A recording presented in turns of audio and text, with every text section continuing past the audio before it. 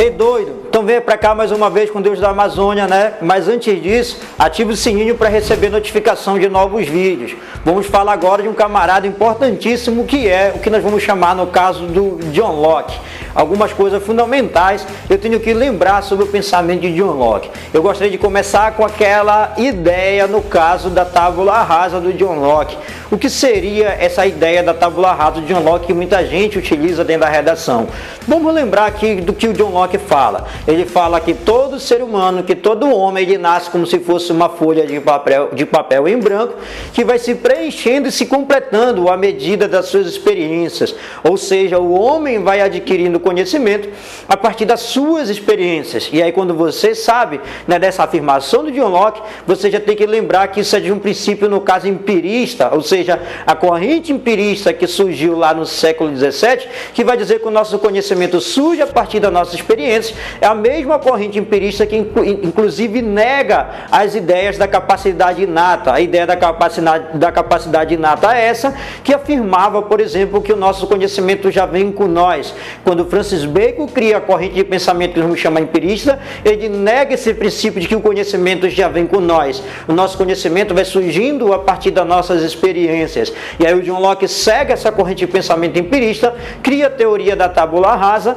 e aí lança, no caso para nós, uma nova perspectiva sobre a origem do conhecimento humano. Uma coisa fundamental também a ser observada na obra, no caso de John Locke, é o que nós vamos chamar o surgimento da propriedade privada, ou seja, o John Locke vai se indagar como foi que surgiu essa propriedade privada. Lembra que o John Locke é um contratualista e, segundo ele, esse contrato serviria de alguma forma para proteger a propriedade privada. Lembra que até o século XVI, durante o século XVII, né, quem era dono das propriedades era o que nós vamos chamar, no caso, a monarquia, né? E aí, como a monarquia sempre dificultava a relação de comércio, no caso da burguesia comercial, a monarquia sempre dava um jeito de cobrar mais impostos e se incomodava de alguma forma, no caso, a burguesia comercial. E aí a burguesia comercial praticamente financia os estudos do John Locke. É quando John Locke vai começar a escrever, no caso, a sua tese liberal, ou seja, a ideia do liberalismo de modo geral, que aí nós ainda não podemos falar, no caso, como base do liberalismo econômico do Adam Smith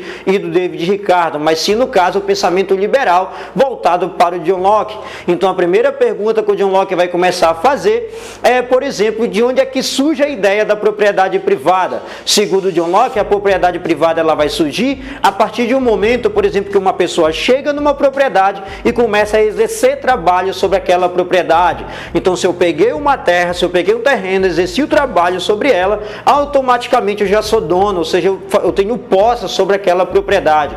E o contrato social que surge naquele momento serviria justamente, no caso, para proteger a propriedade privada. E aí, quando John Locke afirma que a propriedade privada ela surge a partir do trabalho, você já tem que ter em mente que quem trabalha nesse cenário vai ser a burguesia comercial. A monarquia, por exemplo, vivia de cobrar imposto. Então, automaticamente, o pensamento de John Locke vai contra o que nós vamos chamar a monarquia comercial daquela época. Lembra que, além, no caso, de ter a corrente empirista que segue o John Locke, ou de que o John Locke segue ela, nós temos ainda o John Locke como o pai do que nós vamos chamar do iluminismo, lá do século XVII e século XVIII, o mesmo iluminismo que acabou influenciando a Revolução Francesa. E aí eu tenho que pensar e entender que o pensamento de John Locke vai dar origem, no caso, para aquilo que nós vamos chamar da democracia indireta representativa, ou seja, o John Locke afirmava que o poder, ele vem de todos e do consenso de todos. Sendo assim, o poder não surge de uma figura de um rei, de uma pessoa estabelecida, uma pessoa enviada por Deus, mas surge da vontade de todos. Por isso eu vou criar a ideia de democracia indireta representativa. Eu elejo uma pessoa para poder me representar. E aí o John Locke vai criar a ideia ainda de dizer que o poder ele tem que ser temporário, ou seja, a alternância do poder. Se a gente for ver, por exemplo, analisar a história, nós vamos ter um pensador do século XVI que é chamado lá de Thomas Hobbes, que o Thomas Hobbes dizia que o governante deveria se perpetuar do poder. E aí o John Locke vai contrário essa ideia e diz que deve ter a alternância que nós vamos chamar do poder, ou seja, o sujeito fica durante mais ou menos ali 5 anos no poder, e além desse sujeito ficar no poder durante 5 anos, ele não fica mais da maneira como ele entendia, ou seja, agora ele vai ter que ser fiscalizado. Daí, né, surge aquilo que nós vamos chamar no pensamento de John Locke, da importância do poder executivo, do legislativo e do judiciário.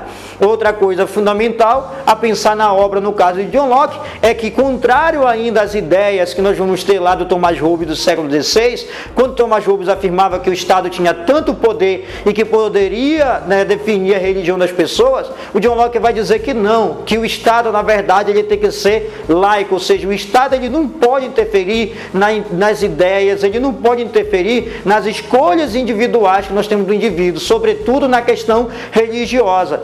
E aí, quando eu uso esse termo laico, não é que o Estado em si não vai ter uma religião, ou que um determinado político não pode ter uma religião. É que o Estado não deve definir pelas pessoas as suas escolhas religiosas de alguma maneira.